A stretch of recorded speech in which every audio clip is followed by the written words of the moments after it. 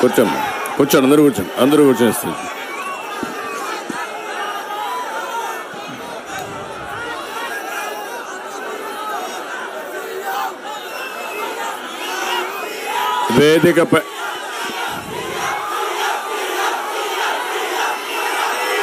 వేదిక తమ్ముళ్ళు వినాలి, వినాలి.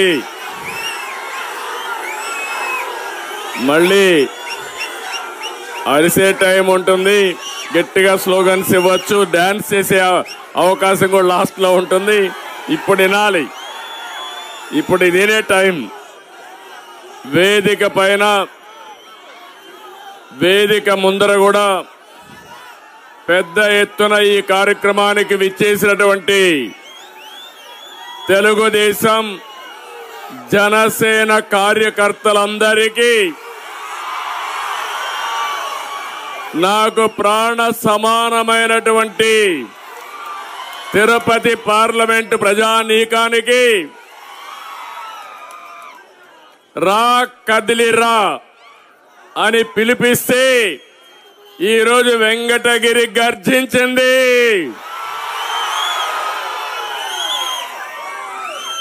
రాష్ట్రంలో రాజకీయ గాలి మారుతోంది. రాష్ట్రాన్ని రివర్స్ గేర్ లో పెట్టిన తుగ్లక్ పని అయిపోయింది. ఒకప్పుడిది నెల్లూరు జిల్లాలో ఉండి ఇప్పుడు తిరుపతికి వచ్చింది వెంకటగిరి. జిల్లా మారింది. మీ వెంకటగిరి రాత మారిందా తమ్ముళ్ళు అని మిమ్మల్ని అడుగుతున్నా. ఒక్క అభివృద్ధి జరిగిందా అని మిమ్మల్ని అడుగుతున్నా. ఎవరైనా ఆనందంగా ఉన్నారా అని మిమ్మల్ని అడుగుతున్నా.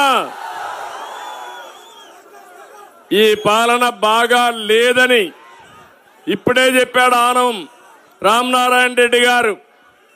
మొట్టమొదటిసారిగా అధికార పార్టీలో ఉండి మీ పాలన బాగా లేదని చెప్పిన వ్యక్తి రామనారాయణ రెడ్డి గారు అని చెప్పి నేను మీకు తెలియజేస్తున్నా.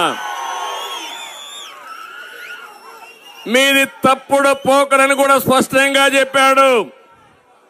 అక్కడి నుంచి ఒక సీనియర్ నాయకుడిని ఏ విధంగా ప్రవర్తించారో ఒక్కసారి మీరు ఆలోచించాలి. రామనారాయణ రెడ్డి గారికి ఒక రాజకీయ చరిత్ర ఉంది. ఎన్టీఆర్ కేబినెట్ లో, రాజశేఖర రెడ్డి కేబినెట్ లో పనిచేసిన వ్యక్తి. అలాంటి వాళ్ళ మాట కూడా వినకపోతే ఈ తుగ్లక్ ఎవరి మాట వింటారు తమ్ముళ్ళు అని మిమ్మల్ని అడుగుతున్నా. ఆయన అడిగింది మంత్రి పదవి కోసం కాదు, ఇంకోటి కాదు, ప్రజాహితం కోసం అడిగితే ఆయన అక్కడి నుంచి దూరం పెట్టే పరిస్థితి వచ్చింది. ఏ పని చేయకుండా పోయే పరిస్థితి వచ్చింది. అలాంటి సీనియర్ నాయకులను కూడా లెక్క పెట్టుకొని అహంభావం ఎవరిది? ఎవరిది? అహంభావం అవునా కాదా? అహంకారం అవునా కాదా? ఈయన వల్ల లాభం ఉందా ఈ రాష్ట్రానికి? ఇక్కడ రామకృష్ణ గారు కూడా కాన్స్టిట్యున్సీ ఇన్ఛార్జిగా 5 ఏళ్ల నుంచి పోరాడాడు. ఆయన్ను కూడా మనస్ఫూర్తిగా మీ అందరి తరపున అభినందిస్తున్నానని చెప్పి నేను మీకు తెలియజేస్తున్నా.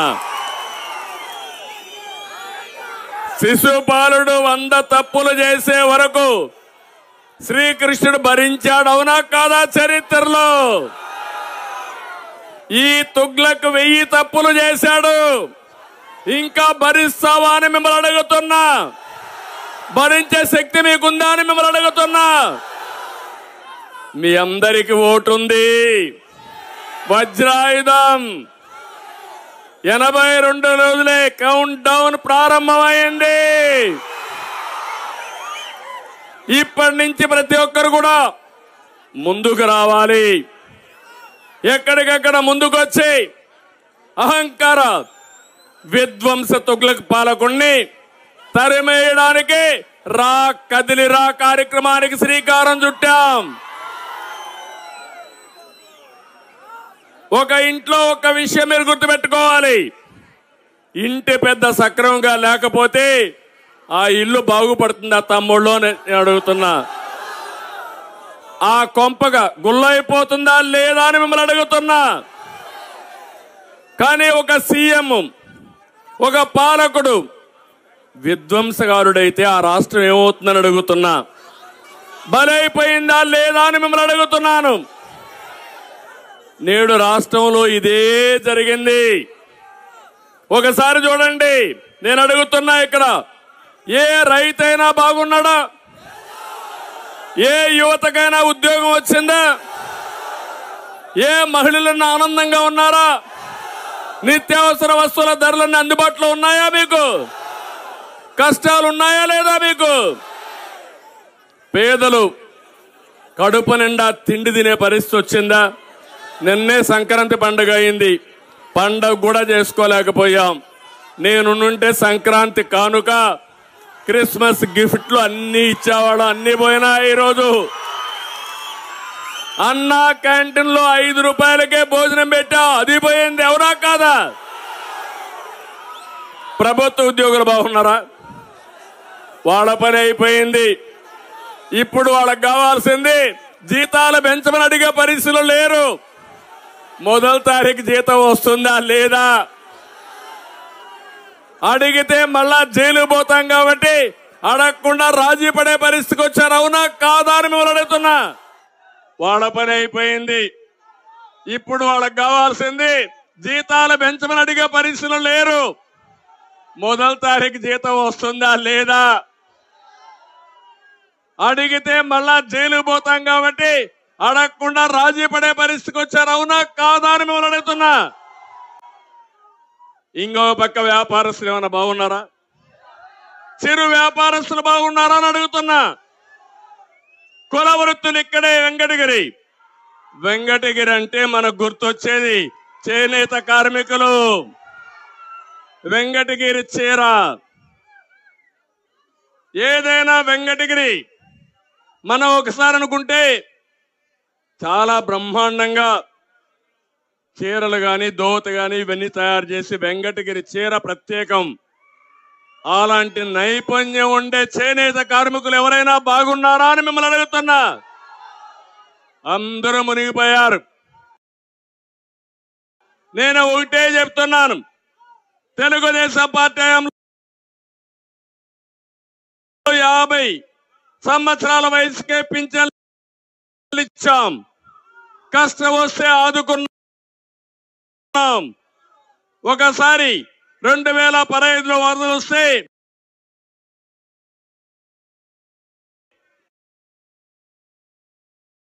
₹10,000 కుటుంబానికి ఇచ్చాం. ఈ రోజు దానికంటే ఎక్కువ ఇచ్చే బాధ్యత తెలుగుదేశం పార్టీది. ఇంకో పక్క ఒకరు కాదు, నేను అడుగుతున్నా, ఏ కులమైనా బాగున్నారా? కడాని ఇక్కడ రెడ్లు కూడా ఉన్నారు, వాళ్ళైనా బాగున్నారా? అందరూ మునిగిపోయారు. ఇంకో పక్క ఏ మతస్థులైనా బాగున్నారా అని మిమ్మల్ని అడుగుతున్నా. రాష్ట్రంలో ఏ ప్రాంతంలో ఎవరైనా బాగున్నారా అని మిమ్మల్ని అడుగుతున్నా. దీనికి కారణం ఎవరు? ఎవరు కారణం? ఎవరు కారణం? ఎవరు కారణం?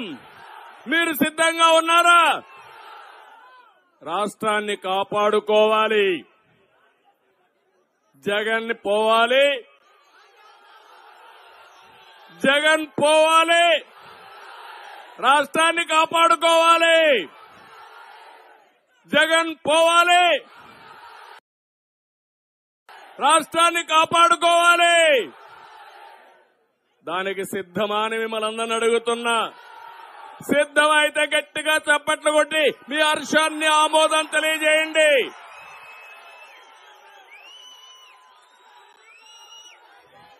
తమ్ముళ్ళు ఒకటే కాదు, ఇక్కడే మా యువత ఉన్నారు. నేను యువత కోసం తపన పడ్డాను, అవునా కాదా? 25 ఏళ్లకు మునుపు నేను మా యువతకు ఒక ఆయుధం ఇచ్చాను. అదే ఐటీ ఆయుధం. అది ఇప్పుడు వజ్రాయుధమైంది. ప్రపంచంలో ఎక్కడికి పోయినా నెంబర్ 1 ఎవరంటే తెలుగు యువత. దానికి కారణం తెలుగుదేశం పార్టీ. ఈసారి మీరు ఒకసారి ఆలోచిస్తే నేను ఈ ప్రాంతంలో తిరుపతి జిల్లాకు ప్రత్యేకంగా చెప్తున్నా. 2014లో సీఎం అవుతాను నేను ఆలోచించాను. తిరుపతి, నెల్లూరు, చెన్నైని ఒక హబ్గా తయారు చేయాలని. తిరుపతిలో ఒక విమానాశ్రయం ఉంది. నెల్లూరులో దగదర్తిలో ఇంకొక విమానాశ్రయానికి శ్రీకారం చుట్టాం. చెన్నైలో ఇంకొక విమానాశ్రయం ఉంది. కృష్ణపట్నం పోర్ట్ ఉంది. ఈ మూడు కలిపి ఒక ట్రై సిటీగా తయారు చేస్తే ప్రపంచంలోనే ఒక మేలైన ప్రాంతంగా తయారు చేయాలని నా కోరిక. దీన్ని కనెక్ట్ చేస్తూ రోడ్లన్నీ వేశాం. మీరు ఒకసారి చూస్తే తిరుపతిలో ఎలక్ట్రానిక్ హబ్ గా తయారు చేశాం. టీసీఎల్ వచ్చింది, జోహో వచ్చింది, సెల్కాన్, కార్బన్, డక్కన్ అనేక కంపెనీలు తీసుకొచ్చి వెంకటగిరి నుంచి కూడా ప్రత్యేకమైన బస్సులు వేసి తీసుకుపోతున్నారంటే అది తెలుగుదేశం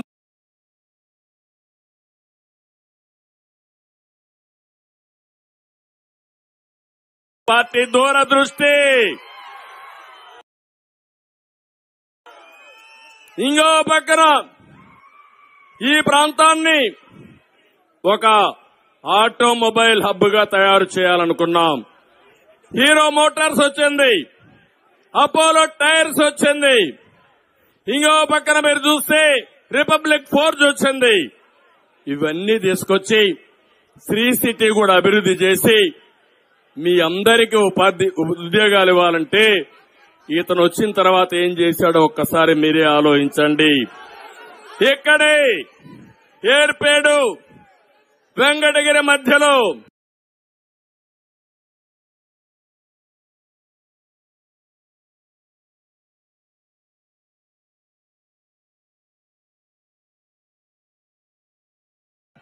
ఐఐటి తీసుకొచ్చాం,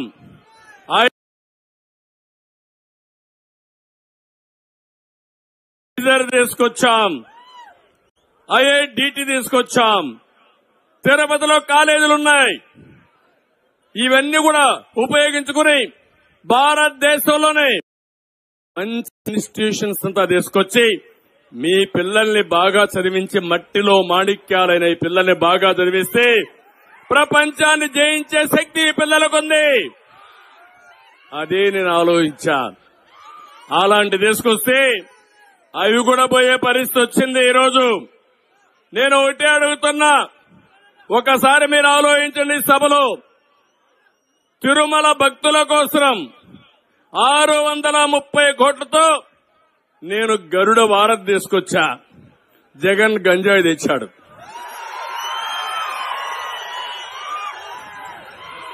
దాడి కూడా జరిగింది, అవి కూడా చెప్తాను. ఒక టెంపుల్ సిటీగా ప్రమోట్ చేసి బ్రహ్మాండంగా ముందుకు తీసుకుపోవాలంటే జగన్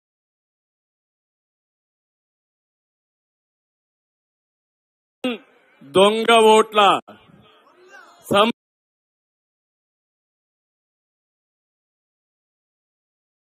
సంస్కృతి తీసుకొచ్చాడు తిరుపతిలో. ఈ రోజే మీరు చూస్తున్నారు ఏం జరిగిందో అవి కూడా చెప్తాను. మనం ఉక్కు పాదంతో ఎర్ర చందనాన్ని అణిచివేసి అవునా కాదా అని మిమ్మల్ని అడుగుతున్నా. ఆ రోజు నా మీద పెద్ద దాడి కూడా జరిగింది, అవి కూడా చెప్తాను. ఇంకో పక్క ఈరోజు సాక్షాత్తు స్మగ్లర్కే చిత్తూరు ఎమ్మెల్యే సీట్ ఇచ్చేశారు. గొప్పోళ్ళగా తమ్ముళ్ళు, ఇంకా మీ అందరికి ఎవరికైనా రక్షణ ఉందా అని మిమ్మల్ని అడుగుతున్నా. అలాంటి పరిస్థితికి వచ్చాడు. నేను ఆ రోజు 16 లక్షల కోట్ల రూపాయలు పెట్టుబడులు ఒప్పందాలు చేస్తే ఇతను నిరుద్యోగంలో 24%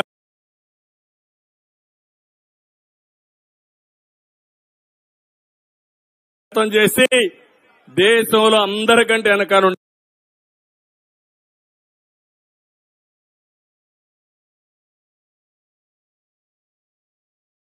పరిస్థితి తీసుకొచ్చాడు. నేను అడుగుతున్నా మా తమ్ముడు ఏం తమ్ముళ్ళు జాబ్ క్యాలెండర్ వచ్చిందా? మీరు జాబ్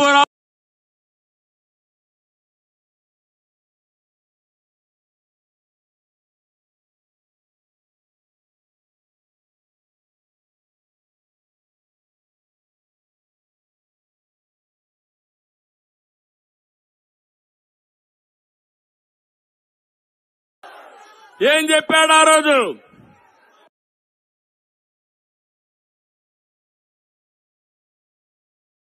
చెప్పిన మాటపై నిలబడ్డాడా అని అడుగుతున్నా.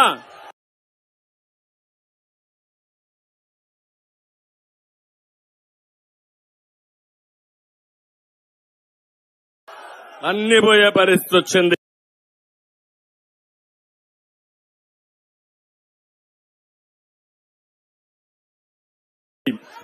మనం కియా లాంటి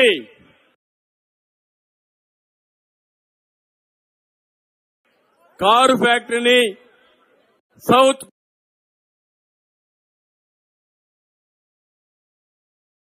కొరియా గవర్నమెంట్ ని వాళ్ళందరినీ కూడా కన్విన్స్ చేసి తీసుకొస్తే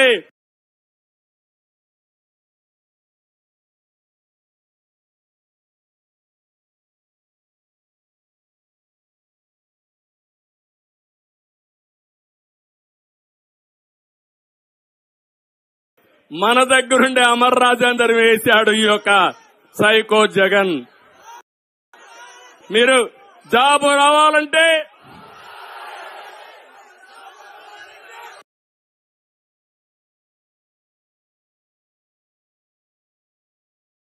బాబు రావాలంటే మీరు పనిచేయాలి.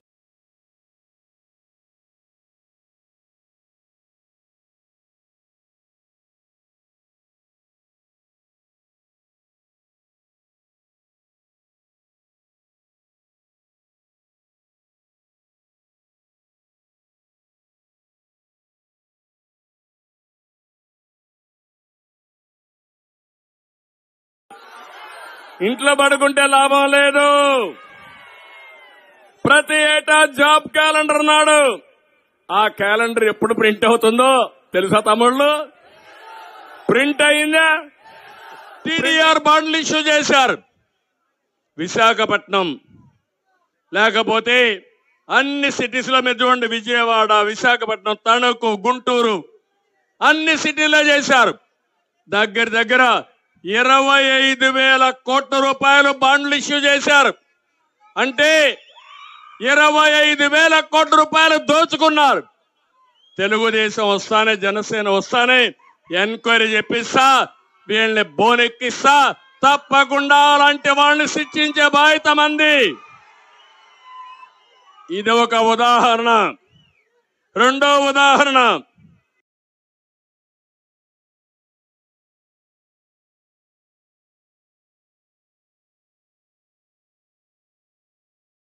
రెడ్ శాండిల్ వెంకటేశ్వర స్వామి సాక్షిగా చుట్టుపక్కలంతా రెడ్ శాండిల్ ఉంటుంది.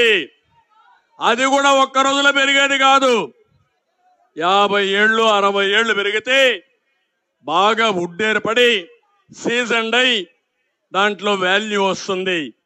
అలాంటి రెడ్ శాండిల్ వీళ్ళకు ఆర్థిక వనరులుగా తయారైనాయి.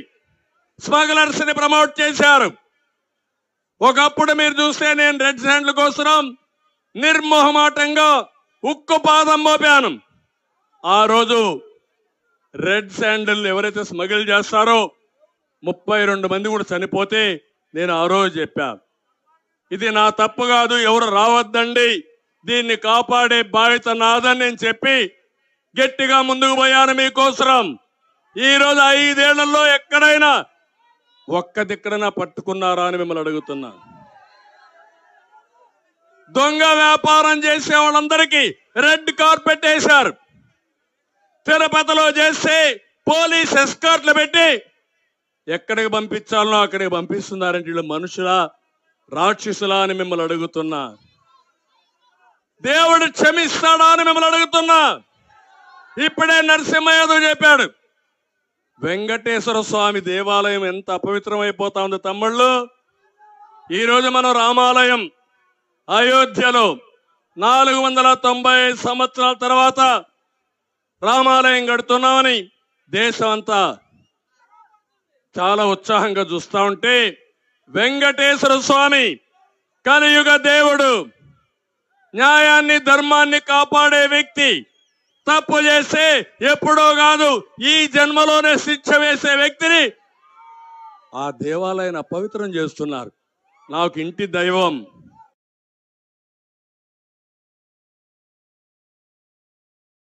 ఒకటే చెప్తున్నా, ఎవరైనా మీ ఇష్ట ప్రకారం వెంకటేశ్వర స్వామికి అపచారం చేస్తే మిమ్మల్ని ఆ దేవుడు వదిలిపెట్టడు, మేము కూడా వదిలిపెట్టమని చెప్పి తెలియజేస్తున్నా.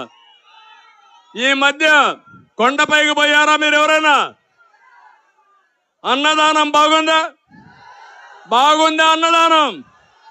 ఎన్టీ రామారావు గారు పెట్టింది అన్నదానం, సక్రమంగా జరిగింది. 1,00,000 మందికి భోజనం పెట్టేవాళ్ళం. ఎంతమందికి కావాలంటే పెట్టేదానికి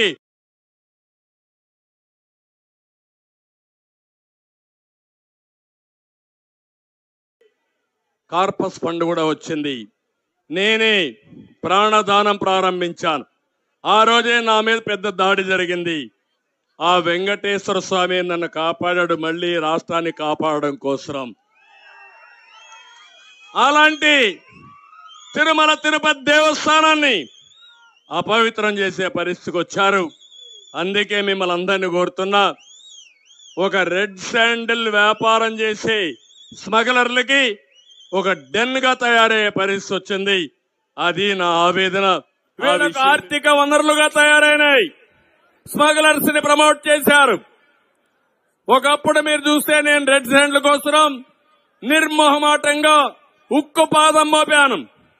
ఆ రోజు రెడ్ శాండిల్ ఎవరైతే స్మగిల్ చేస్తారో 32 మంది కూడా చనిపోతే నేను ఆ రోజు చెప్పాను, ఇది నా తప్పు కాదు, ఎవరు రావద్దండి, దీన్ని కాపాడే బాధ్యత నాదని నేను చెప్పి గట్టిగా ముందుకు పోయాను మీకోసం. ఈ రోజు 5 ఏళ్లలో ఎక్కడైనా ఒక్క దిక్కడైనా పట్టుకున్నారా అని మిమ్మల్ని అడుగుతున్నా. దొంగ వ్యాపారం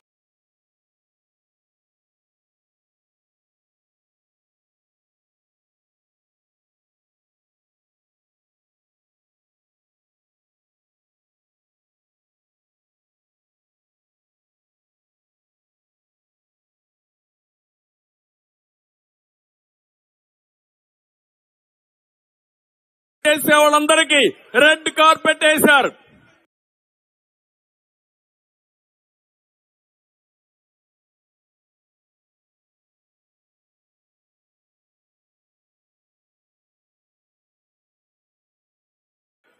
తిరుపతిలో చేస్తే పోలీస్ ఎస్కార్ట్లు పెట్టి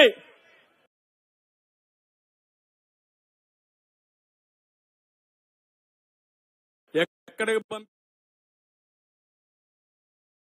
కాదు 3,000 రూపాయలు టన్నుంటే 50,000 చేసి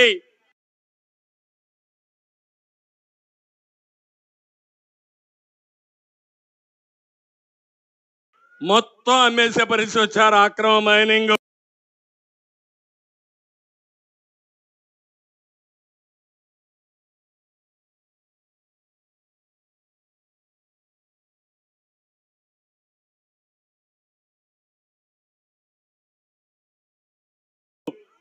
మొన్నే మా చంద్రమోహన్ రెడ్డి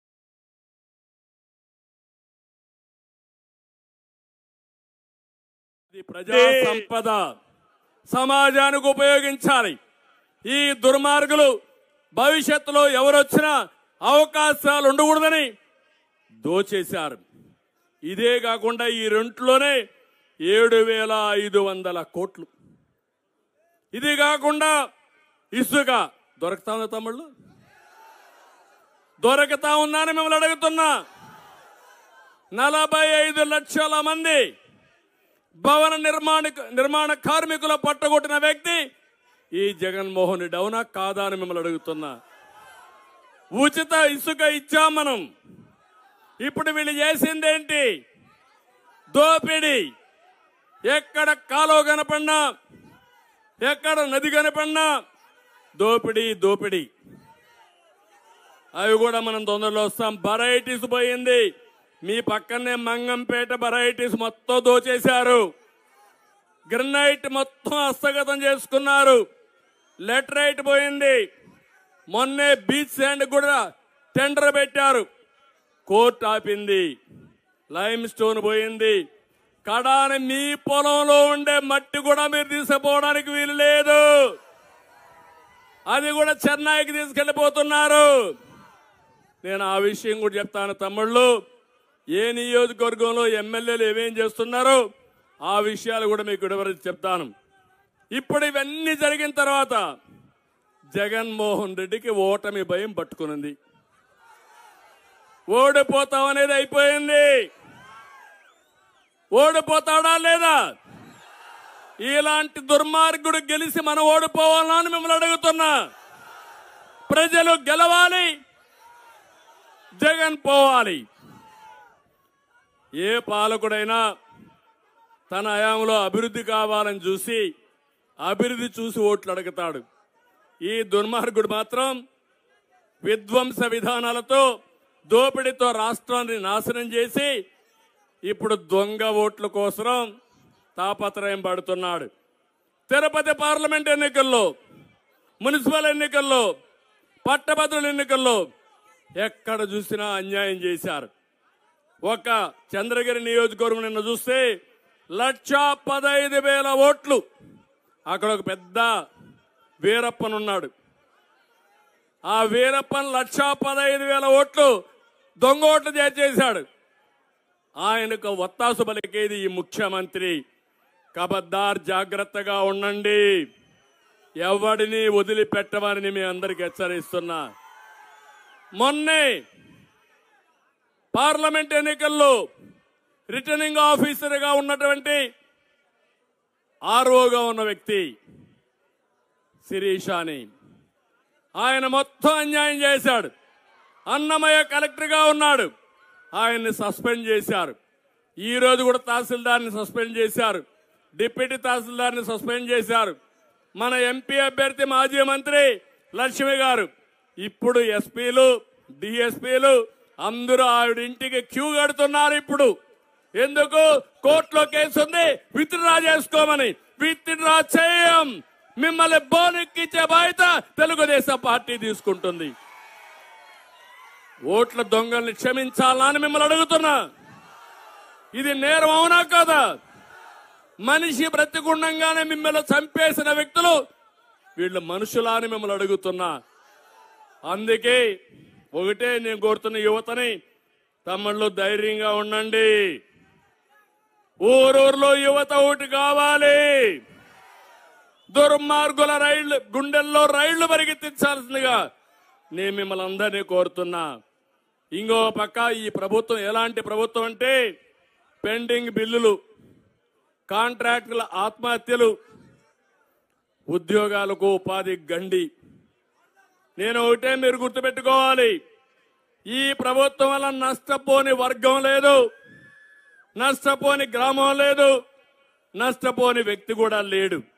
కడాన 10 మందికి ఉద్యోగాలు కల్పించే కాంట్రాక్టర్లు ఆత్మహత్యలు చేసుకునే పరిస్థితికి వచ్చారు. 95,000 కోట్ల రూపాయల బకాయిలున్నాయి. 43 మంది కాంట్రాక్టర్లు ఆత్మహత్యలు చేసుకున్నారు. కడాన వైసీపీ సర్పంచ్ కూడా ఆత్మహత్య చేసుకున్నాడు బిల్లు రాక. ఇలాంటి ప్రభుత్వం మనకు అవసరమా అని మిమ్మల్ని అడుగుతున్నా. ఇలాంటి దుర్మార్గమైన ప్రభుత్వం. అందుకే ఒకప్పుడు ప్రభుత్వాలు కాంట్రాక్టర్ని బ్లాక్ లిస్ట్ లో పెట్టేవాళ్ళం. ఇప్పుడు కాంట్రాక్టర్లు ప్రభుత్వాన్ని బ్లాక్ లిస్ట్ లో పెడుతున్నారు. టెండర్ పిలిస్తే ఎవడు రావడం లేదు.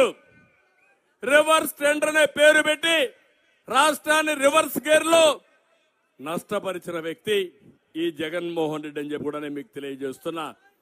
జగన్మోహన్ రెడ్డి కాంట్రాక్టర్ ని బ్లాక్ లిస్ట్ లో పెట్టేవాళ్ళం. ఇప్పుడు కాంట్రాక్టర్లు ప్రభుత్వాన్ని బ్లాక్ లిస్ట్ లో పెడుతున్నారు. టెండర్ పిలిస్తే ఎవడు రావడం లేదు. రివర్స్ టెండర్ అనే పేరు పెట్టి రాష్ట్రాన్ని రివర్స్ గేర్ లో నష్టపరిచిన వ్యక్తి ఈ జగన్మోహన్ రెడ్డి అని చెప్పి కూడా నేను మీకు తెలియజేస్తున్నా. జగన్మోహన్ రెడ్డికి సిగ్గు లేదు, కానీ మీకు నాకో సిగ్గుంది. అవునా కాదా అని అడుగుతున్నా. మనకు ఇప్పుడే జనసేన అధ్యక్షుడు చెప్పాడు, వేరే రాష్ట్రాలకు పోతే అడుగుతున్నారు మీ రాజధాని ఏదని. తమిళనాడులో పోతే గర్వంగా చెప్తారు మా రాజధాని చెన్నై అని. తెలంగాణకి వెళ్తే హైదరాబాద్ అని గర్వంగా చెప్తారు. దాంట్లో నా యొక్క కృషి కూడా ఉంది.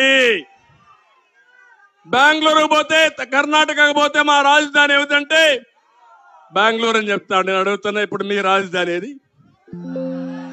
ఏది మీ రాజధాని? ఏది మీ రాజధాని? మూడు ముక్కలాట ఆడేశాడు. మనం మొత్తం దివాలా తీశాం. ఇలాంటి దుర్మార్గుడు ఈ వ్యక్తి. ఇతను మాట్లాడితే ఒక మాట మాట్లాడుతూ ఉంటాడు. మడమ తిప్పను, మాట తప్పను. ఇది ఊత పదం. అతనికి అవునా కాదా? వెంకటగిరి కోట నుంచి అడుగుతున్నా, దీనికి సమాధానం చెప్పండి. 98% హామీలు నెరవేర్చామన్నావు కదా, మచ్చుకు 4 అడుగుతా నేను. అవి సమాధానం చెప్పమంటున్నా. కేంద్రాన్ని మెడలో ఉంచి ఏం తెస్తా అన్నాడు? ప్రత్యేక హోదా తెస్తా అన్నాడా లేదా? ఇది సంజీవని అని చెప్పాడా లేదా? ఇది వస్తే యువతకు ఉద్యోగాలు వస్తాయనా లేదా? 5 ఏళ్ళైంది. మెడలో ఉంచాడా? కాదు, మెడలో దించాడు. నిన్నే ప్రధానమంత్రి వచ్చాడు. నేను అడుగుతున్నా, అడిగాడా ప్రధానమంత్రిని ప్రత్యేక హోదా? ఇదే నా విశ్వసనీయత. మీరు ఒప్పుకుంటారా తమ్ముళ్ళు? నేను అడుగుతున్నా. ఇంకో పక్క మద్యపాన నిషేధం ఎంత కమ్మగా చెప్పాడు మా ఆడబిడ్డలకు ఆ రోజు.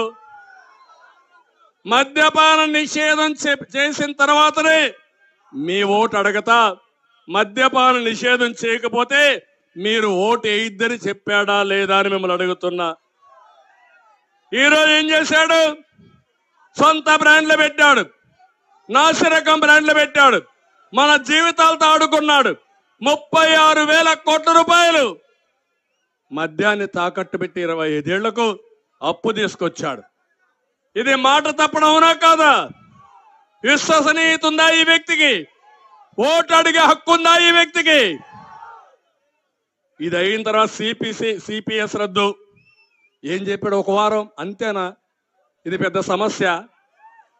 వారం ఓపి పట్టన్నా, ఒక వారం అంతేనన్నా, ఏం కాదు చేస్తారు. ఎన్ని వారాలనే అని అడుగుతున్నా మిమ్మల్ని. చేశాడా అని అడుగుతున్నా. మాట తప్పాడా లేదా? విశ్వసనీయత ఉందా ఈ వ్యక్తికి? ఇంకో పక్క కరెంటు ఛార్జీలు పూర్తిగా తగ్గించేస్తా, కరెంట్ ఛార్జీలు లేకుండా చేస్తా చెప్పాడా లేదా? ఈ రోజు 200 రూపాయలు బిల్లు కట్టే వాళ్ళకి ఎంత వస్తా ఉంది? 1000 రూపాయలు వస్తా ఉందా లేదా? 9 సార్లు పెంచాడా లేదా? దీనికి కారణం ఎవరిని అడుగుతున్నా మిమ్మల్ని. అదే ఆయన విశ్వసనీయత. వివేక హత్యపై నాడు ఏమన్నాడు తమ్ముళ్ళు? ఏమన్నాడు? జ్ఞాపకం ఉందా? ఫస్ట్ సాక్షి గెజిట్ ఉంది, అందులో వేసాడు. ఏమేశాడు? వివేకానందరెడ్డి గుండెపోటు. తర్వాత అంత మునుపు అయితే గుండెపోటు. ఎందుకు రక్తం వచ్చిందంటే వాంతులు వచ్చి రక్తం వచ్చింది. ఆ తర్వాత పోస్ట్ మార్టం వచ్చిన తర్వాత ఇది గొడ్డలి పోటును ఒప్పుకొని నా పేరు తీసుకొచ్చాడు దుర్మార్గుడు. నారాసుర రక్త చరిత్ర. వాళ్ళకు ఒక పేపర్ ఉంది, దాంట్లో రాసేశాడు. ఇప్పుడు ఏం చేశాడు? చెల్లెల పైనే, వివేకానందరెడ్డి కూతురు పైనే కేసులు పెట్టే పరిస్థితి వచ్చాడు. అది ఇతని యొక్క విశ్వసనీయత. ఇంకో పక్క జగనన్న బాణం ఏమైంది? ఈరోజు రివర్స్ గా వచ్చింది. ఏంటి కారణం? ఇదేనా మీ విశ్వసనీయత? అంటే దీనికంటే దుర్మార్గం ఇంకేం కావాలని అడుగుతున్నా. అందుకని ఈరోజు ఒక్క విషయం గుర్తుపెట్టుకోండి. ఇతని విశ్వసనీయత ఎంత భయంకరం అంటే దుర్మార్గంగా 29 మంది ఎస్సీలు ఎమ్మెల్యేలుగా ఉంటే 29 మందిని మార్చేశాడు.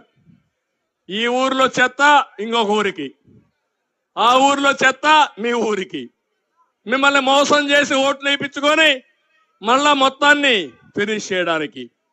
ప్రజాప్రతినిధికి వాల్యూ ఉందా తమ్ముళ్ళు? మిమ్మల్ని అడుగుతున్నా. ఎప్పుడు కూడా మనం గుర్తుపెట్టుకుంటాం, ఈయన ఒక నాయకుడు, ఆ నాయకుడు ప్రజాభిప్రాయాన్ని చూరగొంటేనే ఎన్నికలు నిలబడతాడు. ఇదొక పార్టీ, ప్రజాస్వామ్యంలో కొన్ని హామీలు ఇస్తాం, సుపరిపాలన చేస్తాం, తిరిగి ఆ హామీలు నిలబెట్టుకుంటాం, అప్పుడే ఆ పార్టీకి ఓట్లేస్తారు. ఇప్పుడు మోసం చేసి ఓట్లు వేయించుకోవాలనుకుంటున్నాడు. నాకు ఒకటి జ్ఞాపకం వస్తుంది, ఇక్కడికి వస్తే సుమతి శతకం చిన్నప్పుడు చదివా, ఈ మధ్య చదవలా, ఇప్పుడు చదువుకుంటున్నాం. మళ్ళా కనకపు సింహాసనమున సునకమును కూర్చుండబెట్టి శుభ లగ్నమున దొనరగ బట్టము కట్టిన వెనుకటి గుణమేల మాను వినరా సుమతి. దీని అర్థమైందా మీకు? మంచి ముహూర్తం చూసి ఒక కుక్కను తీసుకొచ్చి సింహాసనం మీద కూర్చుని పెట్టి రాజుగా పట్టాభిషేకం చేస్తే దాని బుద్ధి మారుతుందా తమ్ముళ్ళు? ఏం చేస్తాది ఆ కుక్క? సింహాసనాన్ని పాడు చేస్తుంది. అవునా కాదా? అందుకే మళ్ళా మీరు అన్ని దిక్కులు చెప్పాలి.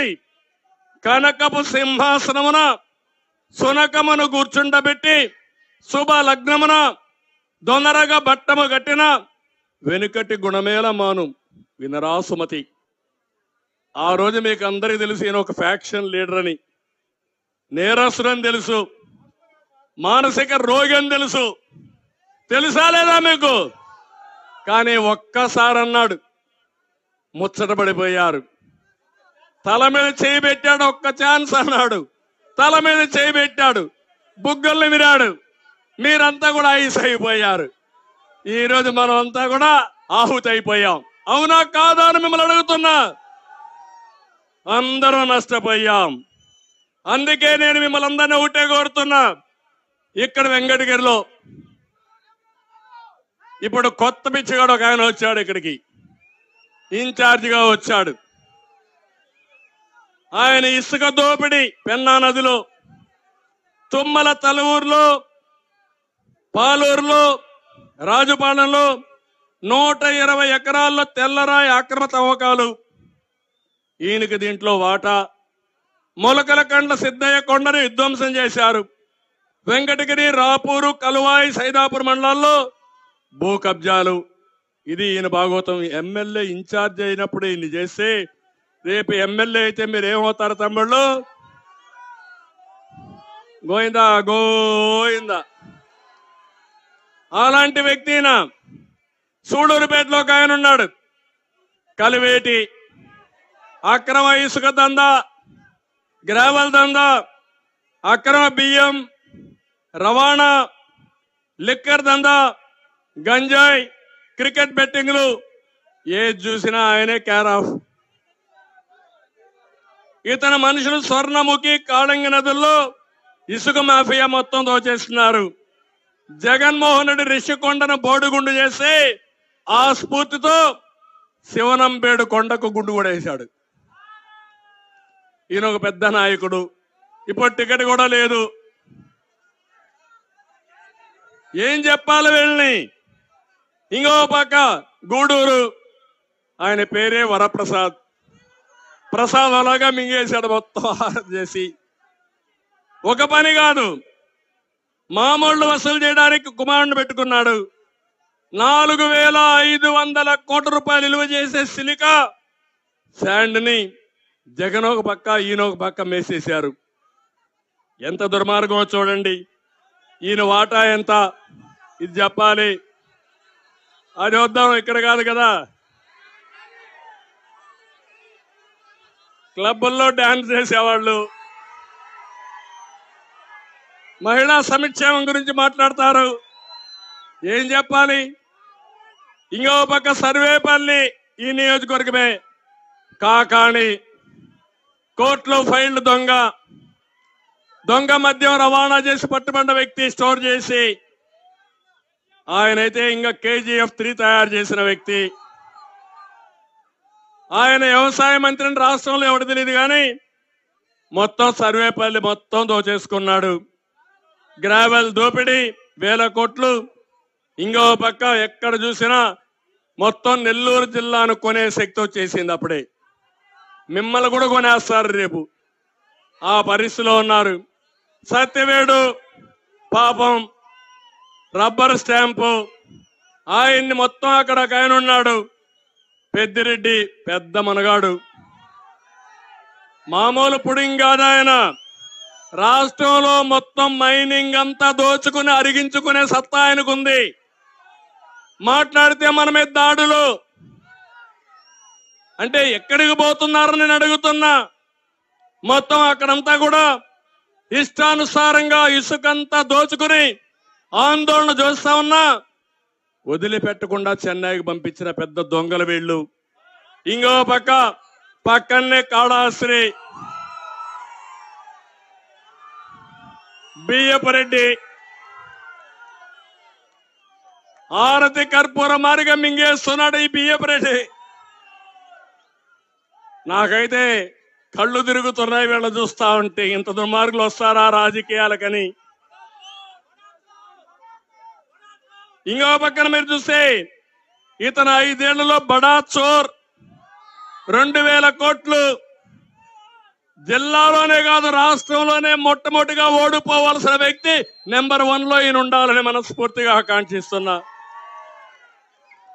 రేణిగుంటని కూతురికి, ఏర్పేడును తమ్ముడికి కాళాశ్రీ ఈయనకి రాయేసుకున్నారు ఓటాల కింద. మనం అంతా కూడా పెద్ద ఎత్తున పరిశ్రమలు తీసుకొస్తే పరిశ్రమలన్నీ మామూలు వసూలు చేసే పరిస్థితికి వచ్చారు. తిరుపతి ఎమ్మెల్యే బోమన మొన్నటి వరకు నాస్తికుడు, ఇప్పుడు ఎక్కడ లేని పంగనామాలు పెట్టుకొని తిరుగుతూ ఉంటాడు ఎగ్జిబిషన్ కోసం. దేవుడికే అన్యాయం చేయాలనుకుంటున్నాడు కానీ దేవుడికి అన్యాయం చేస్తే ఎట్టి పరిస్థితుల్లో వీళ్ళు బాగుపడ్డరు. తిరుపతి ఈయనకు, తిరుమల ఆయన ఒక ఆయన పెద్ద ఆఫీసర్ ఉన్నాడు. ఎవరు ఆయన పోయాడు. ఇప్పుడు నేను పేరు చెప్పను, మీకందరికీ తెలుసు. ఆయన పని ఏంటంటే వెంకటేశ్వర స్వామిని అడ్డం పెట్టుకుని పైరివులు చేసి కేసులు లేకుండా చేయాలి, పైరివులు చేయాలనే వ్యక్తి ఈవోగా పనికొస్తాడు ఆ తమ్ముళ్ళు అని మిమ్మల్ని అడుగుతున్నా. ఒక ఈవోని వేసేటప్పుడు సీనియర్ ఐఏఎస్ ఆఫీసర్లు వేస్తారు. ఎందుకంటే వాళ్ళ జీవితంలో ఒక ఆశ, ఒక కోరిక, కనీసం ఒక 2-3 సంవత్సరాలు స్వామికి సేవ చేస్తే వాళ్ళ జీవితంలో వెలుగు వస్తుంది, మంచి జరుగుతుందని అందరూ ఆశిస్తారు. అలాంటి 5 సంవత్సరాలు సాక్షాత్ వెంకటేశ్వర స్వామిని ఇలాంటి దుర్మార్గులకి ఈ జగన్మోహన్ రెడ్డి అప్పచెప్పాడంటే ఏమనాలి నేను అడుగుతున్నా. మీరంతా కూడా మనందరం, నేను కూడా చిత్తూరు జిల్లానే, తిరుపతి జిల్లానే. ఇప్పుడు అలాంటి జిల్లాలో ఇలాంటి అరాచకాలు జరిగే పరిస్థితి వచ్చింది. అందుకే మిమ్మల్ని కోరుతున్నాను, ఇవన్నీ పోవాలంటే వీళ్ళ కథ తేల్చాల్సిన అవసరం ఉంది. జిల్లాలో కొన్ని సమస్యలు, ఆల్తూరుపాడు రిజర్వాయర్ పనులు 399 కోట్లు శాంక్షన్ చేసి 15% పూర్తి చేసి రివర్స్ టెండరింగ్ అని పనులు ఆపేసే పరిస్థితికి వచ్చారు. కందలేరు జలాశయం చెంతనే ఉన్న రిజర్వాయర్ పనులు పూర్తి కాకుండా పోయిన దానివల్ల తెలుగు గంగ పనులు కూడా పూర్తి చేయలేకపోయారు. నీళ్లు కూడా సరిగా వచ్చే పరిస్థితి లేదు. ఇప్పుడే IITT ఇండియన్ ఇన్స్టిట్యూట్ ఆఫ్ మన హ్యాండ్లూమ్ ఇండస్ట్రీ, హ్యాండ్లూమ్ టెక్నాలజీ ఆ రోజు బాగా డెవలప్ చేశాం. ఇప్పుడే ఆనం రామనారాయణ రెడ్డి గారు చెప్పినట్టు ఇక్కడే పక్కనే ఉంది. అక్కడ గానే ఒక స్కిల్ డెవలప్మెంట్ సెంటర్ పెడితే తిరుపతిలో వచ్చే ఇండస్ట్రీస్ కి, శ్రీ సిటీలో వచ్చే ఇండస్ట్రీకి, రేపు రాబోయే రోజుల్లో వెంకటగిరిలో రాబోయే ఇండస్ట్రీస్ కూడా ఉపయోగపడుతుంది. ఇది చేయించే బాధ్యత తెలుగుదేశం పార్టీ తీసుకుంటాం. Somasila high level canal pending లో ఉంది, పూర్తి చేస్తాం. తోపుగుంట, కొండాపురం, చౌటపల్లి బ్యాలెన్సింగ్ రిజర్వాయర్లు పూర్తి చేస్తాం. స్వర్ణముఖి నది పైన చెక్ డ్యాములు నిర్మించి నీటి ఎద్దడి లేకుండా చేసుకుందాం. వెంకటగిరి, నాయుడుపేట వెళ్లే దారిలో రైల్వే బ్రిడ్జ్ కావాలి, అది కూడా పూర్తి చేసుకుంటాం. గూడూరు నియోజకవర్గం తూర్పు పడమర గూడూరుని కలుపుతూ ఫ్లైఓవర్ నిర్మాణానికి టీడీపీ 63 కోట్లు శాంక్షన్ చేసి అది కూడా నిలిపేశారు, అవి కూడా పూర్తి చేస్తాం. చిల్లకూరు, కోట, వాకాడు, చిట్టుమూరు మండలాల్లో 7,000 ఎకరాలు అక్వా ఉంది. అక్వాని సర్వనాశనం చేశారు. మళ్ళీ హామీ ఇస్తున్నా, ప్రతి ఒక్క యూనిట్కి ₹1.50 కరెంట్ ఇచ్చి అక్వా రంగాన్ని ఆదుకునే బాధ్యత తెలుగుదేశం పార్టీది.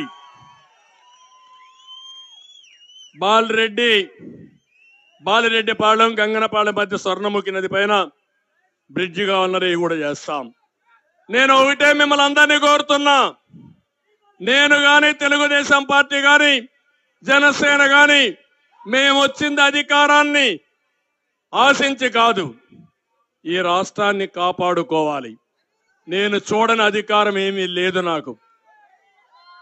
తెలుగు జాతిలో 45 సంవత్సరాలు నన్ను గౌరవించారు. ఏ నాయకుడికి దక్కని గౌరవం దక్కింది. సమైక్య ఆంధ్రప్రదేశ్ లో 9 సంవత్సరాలు ముఖ్యమంత్రిగా ఉన్నా, నవ్య ఆంధ్రప్రదేశ్ లో 5 ఏళ్ల ముఖ్యమంత్రిగా ఉన్నా, 15 సంవత్సరాలు ప్రతిపక్ష నాయకుడిగా ఉన్నా. ఈ రోజు నేను మీకు రుణపడున్నా. ఈ రాష్ట్రాన్ని కాపాడుకోవడానికి ఎలాంటి త్యాగానికైనా నేను సిద్ధంగా ఉన్నా. అందుకే మీ అందరికీ బాబు షూరిటీ భవిష్యత్ గ్యారంటీ ఇచ్చా. అందులో కొత్త కార్యక్రమానికి నిన్నే 28వ వర్ధంతి సందర్భంగా, మన నాయకుడి వర్ధంతి సందర్భంగా నేను ఇచ్చిన హామీ కుటుంబ వికాసం. ప్రతి ఒక్క కుటుంబాన్ని పేదరికం నుంచి పైకి తీసుకొచ్చే బాధ్యత నాది. ఏది చేసినా పేదవాళ్లతోనే ఉంటా. అదే సమయంలో పేదరికం నుంచి పైకి వచ్చిన తర్వాత పేదవాళ్ళని ధనికులు చేసే కార్యక్రమానికి శ్రీకారం చుడతా. ఇది మహత్తరమైన కార్యక్రమం. సంపద సృష్టించాం సంస్కరణ ద్వారా. ఇప్పుడు నా ఆలోచన కుటుంబ వికాసం కోసం ప్రపంచంలో ఉండే తెలుగు వాళ్ళందరినీ కూడా రమ్మంటున్నా, చేయూతనిమ్మంటున్నా. అందరం కలిసి ఈ రాష్ట్రంలో పేదరికం లేని సమాజాన్ని నిర్మాణం చేద్దాం. ఒకప్పుడు జన్మభూమి చేశాం, ఆ రోజు గ్రామం పిలుస్తుంది రమ్మన్నాను. ఈ రోజు నేను పిలిచేది ప్రతి ఒక్క వ్యక్తి రండి, ఇద్దరం కలిసి నడుద్దాం, ఈ పేదవాళ్ళకు అండగా ఉందాం. సమాజం మారుతా ఉంది, కానీ పేదవాళ్ళు నిరుపేదలుగా ఉన్నారు. ఆర్థిక అసమానతను తగ్గించే ఉద్యమానికి శ్రీకారం చుడతాం. దీనికి మీరందరూ అర్థం చేసుకొని నిండు మనసుతో ఆశీర్వదించండి. నా ఆలోచన స్వర్ణయుగం, జగన్ ఆలోచన రాతి యుగం. రాతి యుగం కావాలన్నా స్వర్ణయుగం కావాలన్నా మీకు, మీరు మీ కుటుంబాలు ఆనందంగా ఉండాలి. అలాంటి స్వర్ణయుగం రావాలంటే ఇప్పుడు అడుగుతున్నా, రా కదిలిరా. నేను రాతి యుగం పోవాలంటే పిడికిలు బిగించి చెప్పాలి, రా కదిలిరా అని. రాతి యుగం పోవాలి. ఇంకా పౌరుషంగా మాట్లాడాలి. ఇంకా మీకు ఎక్కడో ఒక గిల్టీ భయం ఉంది, ఏదో కేసు పెడతారో ఏదో అని. ఇంకా భయపడుతున్నారా మీరు? భయపడతారా మీరు? పిరికోళ్లే భయపడతారు. రాష్ట్రం కోసం పోరాడే వాళ్ళు వీరోచితంగా ముందుకు పోతారు. రాతి యుగం పోవాలి, రాతి యుగం పోవాలి, రాతి యుగం పోవాలి. స్వర్ణయుగం రావాలి, స్వర్ణయుగం రావాలి, స్వర్ణయుగం రావాలి. మీరు ఈ పని చేయండి. ఎందుకు స్వర్ణయుగం కాదో చేసే బాధ్యత నాదని మరొక్కసారి మీ అందరికీ తెలియజేస్తూ, అందరూ కూడా పూర్తిగా సహకరించాల్సిందిగా మరొక్కసారి అందరికీ విజ్ఞప్తి చేస్తూ, పేరు పేరున ఈరోజు వెంకటగిరి కోట దద్దరిల్లింది, గర్జించింది. నాకు అనుమానం లేదు తిరుపతి పార్లమెంట్ లో 7 సీట్లు కూడా మనమే గెలుస్తున్నాం. గెలవాలి. ఇది చారిత్రక అవసరం. ఇది మన కోసరం కాదు, ఇక్కడుండే జాతి కోసరం, తెలుగు ప్రజల కోసరం అని చెప్పి తెలియజేసుకుంటూ, మీ పిల్లల భవిష్యత్తు కోసరం కూడా ఇది అందరూ ఆలోచించాల్సిందిగా ప్రతి ఒక్క ఇంట్లో చర్చ జరగాలి. తెలుగుదేశం జనసేన కార్యకర్తలను కోరుతున్నా, మీటింగ్లు బాగా జరిగాయి, ప్రజలందరూ మనలోనే ఉన్నారు కాబట్టి మనం పని చేయకుండా పరలా గెలిచిపోతాం అనుకుంటే మాత్రం పప్పులో కాలేసినట్టు అవుతుంది. ఈ రోజు నుంచి 82 రోజులు మీరు పనిచేయండి, ప్రజలతోనే ఉండండి, తర్వాత మీ రుణం తీర్చుకునే బాధ్యత మాదని మరొక్కసారి మీ అందరికీ తెలియజేస్తూ, వెంకటగిరికి వచ్చినప్పుడు మీరు చూపించిన అభిమానానికి పేరు పేరున నమస్కారాలు, ధన్యవాదాలు. జై హింద్.